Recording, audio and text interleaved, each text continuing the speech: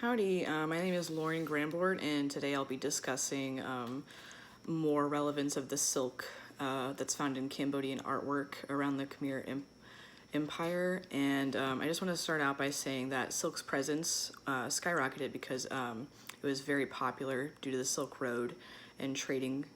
So it became a major export from Cambodia.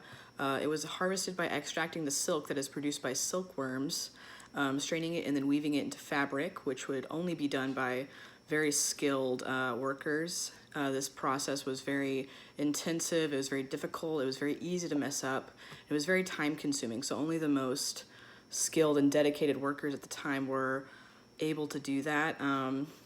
A Chinese diplomat named Zhu De Guang visited the region, and he reported then seeing a lot of silk activities, silk being produced, being colored, being treated, and then being exported out through the Silk Road.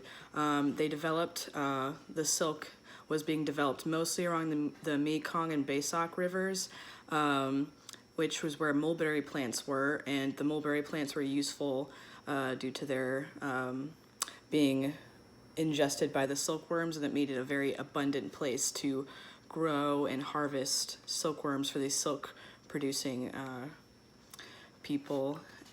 Silk was very expensive, obviously due to the labor intensive cost, but also the treatment that it was being put under. Once the silk was treated and woven and sewn and everything, there was a process called the Cambodian ikat, which is the dyeing technique used to produce the unique pattern seen in the gallery.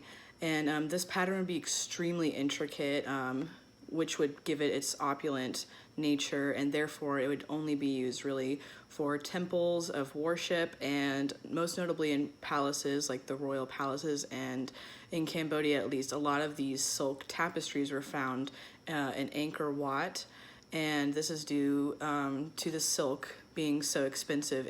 It displayed opulence and highlighted the royal family's power and importance, because not everybody had silk, not everybody was able to have it.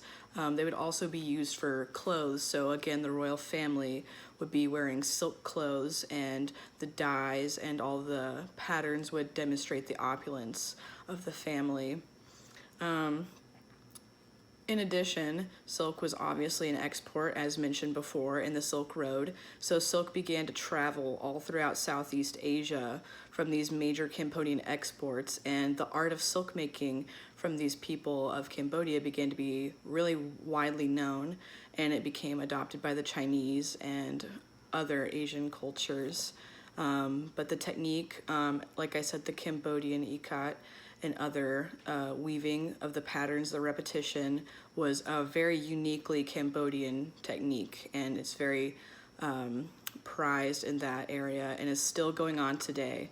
So thank you.